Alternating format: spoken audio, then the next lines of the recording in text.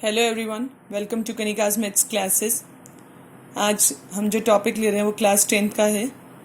Class 10th unit 4 जो हमारे quadratic equation का कॉन्सेप्ट है, हम ऑलरेडी डिफाइन कर चुके हैं। व्हाट इज क्वाड्रेटिक इक्वेशन, द्विघात समीकरण क्या है, how to solve a quadratic equation, द्विघात समीकरण को किस तरह हल किया जा सकता है।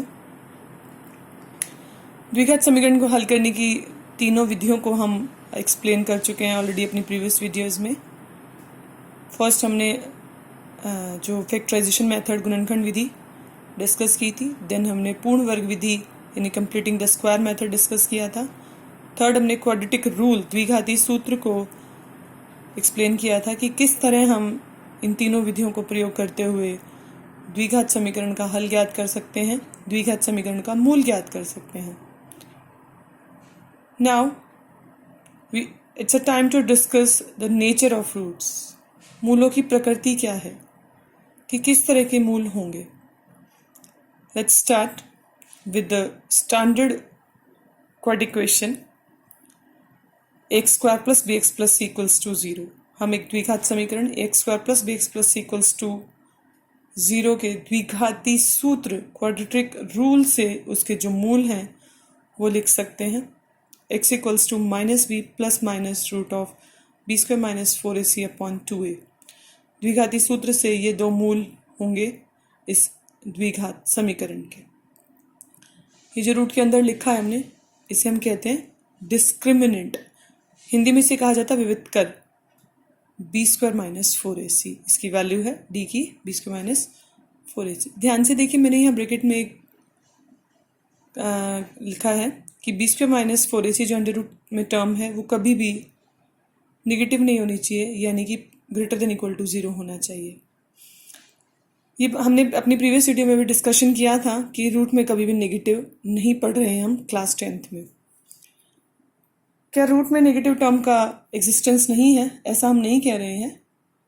एग्जिस्टेंस तो है, बट हम क्लास 10th तक इस कॉन्सेप्ट को नहीं स्टडी करते हैं। हायर क्लासेस में इसका डिस्कशन किया जाता है।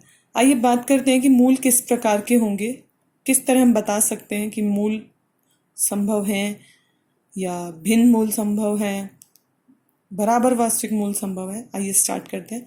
तो हमने लिखा द्विघात समीकरण x square plus b x plus c के दो भिन्न वास्तविक मूल होंगे, टू डिफरेंट रियल रूट्स होंगे if b square minus 4ac greater than 0 होगा।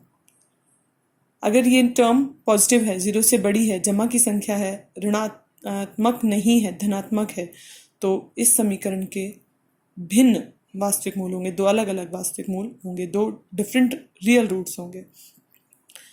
अगर बी स्क्वायर माइनस 4ac की वैल्यू 0 आ जाती है तो हम कह सकते हैं दो बराबर वास्तविक मूल होंगे, यानी टू इक्वल रियल रूट्स होंगे अगर ये टर्म 0 के इक्वल हो गई। Third one is if b square minus 4ac is less than 0। अगर ये नेगेटिव आ जाता है, ऋणात्मक संख्या आ जाती है, जमा की संख्या नहीं आती है, तो इस द्विघात समीकरण के कोई वास्तविक मूल नहीं होंगे, नो रियल रूट्स। तो इन दिस वे हम बी स्क्वायर माइनस 4ac की वैल्यू पे निकाल कर बता सकते हैं कि किसी भी द्विघात समीकरण के रूट्स कैसे होंगे, उसके मूल कैसे होंगे, टू डिफरेंट रियल रूट्स होंगे या टू इक्वल रियल रूट्स होंगे या नो रियल रूट्स, कोई वास्तविक मूल नहीं होगा। वो सारा डिपेंड करेगा बी स्क्वायर माइनस 4ac पर, इस डिस्क्रिमिनेंट पर। एक एग्जाम्पल लेते हैं और अच्छे से समझेंगे इसको। आपको कोई भी एक द्विघात समीकरण दिया गया 2x square minus 4x plus 3 equals to 0।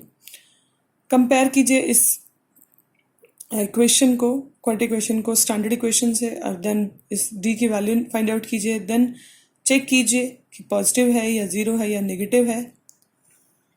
Then हम मूलों की प्रकृति बता सकते हैं। तो इस एग्जाम्पल में, इस क्वेश्चन में आपको यही करना है, विविधकर ज्ञात करना है, देन मूलों की प्रकृति बतानी है। तो हमने कंपेयर किया गिवन इक्वेशन को स्टैंडर्ड फॉर्म ऑफ इक्वेशन से।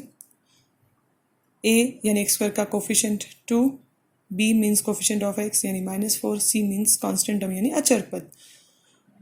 नाउ कैलकुलेट d विविध कर बी स्क्वायर माइनस 4ac आपने लिया, b a c की वैल्यूज पुट की, तो -4 का स्क्वायर -4 इंटू 2 इंटू 3, -4 का वर्ग 16, 4 दूनी 8 दिया 24, 16 घटा 24 माइनस के 8।